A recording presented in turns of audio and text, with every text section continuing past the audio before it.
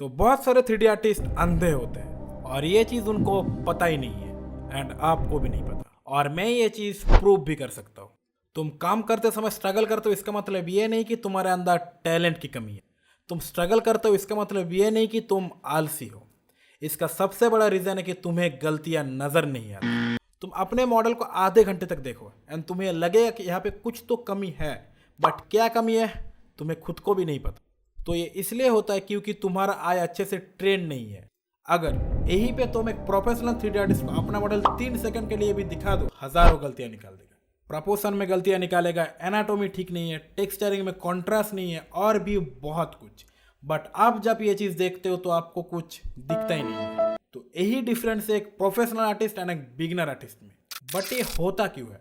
इसका सबसे बड़ा रीज़न है कि आपका ब्रेन अभी उतने अच्छी तरीके से ट्रेन नहीं है। तुम्हें एनाटोमी नहीं पता, तुम्हें लाइटिंग नहीं आता, तुम्हें टेक्सचरिंग भी अच्छे से नहीं पता, तो तुम्हारे ब्रेन के पास कोई रेफरेंस ही नहीं है देने के लिए। तो इसलिए जब भी कोई गलती होता है तुम्हारे ब्रेन को पता ही नहीं होता कि क्या गलती है, क्योंकि तुम्हारे ब्रेन के पास ऐसा कोई रेफरेंस लाइब्रेरी नहीं है। तुम इंप्रूव नहीं करते, इसका सबसे बड़ा रीजन है कि तुम आंख बंद करके प्रैक्टिस करते हो। तो प्रैक्टिस आपको कभी भी बेहतर नहीं बनाता जब तक आप सही चीज को ऑब्जर्व नहीं कर पाते। अगर तुम 100 बेकार मॉडल बना रहे हो इसका मतलब है कि तुम बहुत जल्दी गलती करना सीख रहे हो। ये बहुत डेंजरस है। तो अभी आते हैं कि अपनी आंखों को ट्रेंड कैसे करें। तो नंबर 1, कोई भी मॉडल को फिनिश करने के बाद उसको एक प्रोफेशनल बंदे के साथ कंपेयर करो एंड देखो कि इसके मॉडल में ऐसा क्या है जिसकी वजह से इतना बढ़िया लग रहा है एंड तुम्हारे मॉडल में ऐसा क्या है जिसकी वजह से इतना गंदा लग रहा है। क्या तुम्हारा एनाटोमी ठीक है? क्या तुम्हारा लाइटिंग परफेक्ट है? क्या तुम्हारा टेक्सचरिंग वाकई में बहुत बढ़िया है?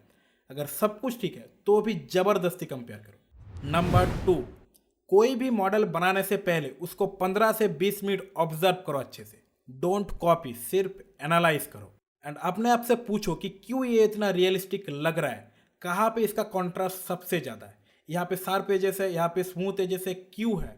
ये सब कुछ ऑब्जर्व एंड एनालाइज करो अच्छे से।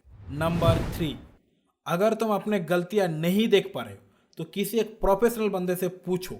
अपने काम को पोस्ट करो एंड सभी से पूछो कि इसमें क्या क्या गलतियां हैं, क्योंकि प्रोफेशनल बहुत जल्दी आपके वीकनेस को एक्सपोज कर पाता है।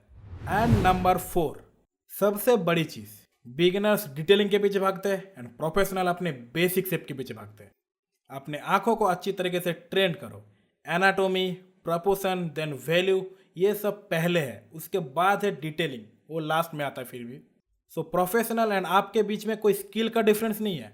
डिफरेंस है सिर्फ एक को गलतियां नज़र आता है एंड एक को गलतियां नज़र नहीं आता है। बट ये एक अच्छा चीज़ है, आपके पास मौका है अपने आप को बहुत ज़्यादा इम्प्रूव करने का।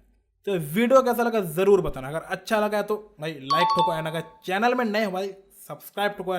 डेली लाइव स्ट्रीम लेके आ रहा हूँ भाई, और इस महीने से पोर्टफोलियो रिव्यू सीरीज भी स्टार्ट हो रहा है, तो भाई सब्सक्राइब ठोको यार, जल्दी जल्दी सब्सक्राइब ठोको।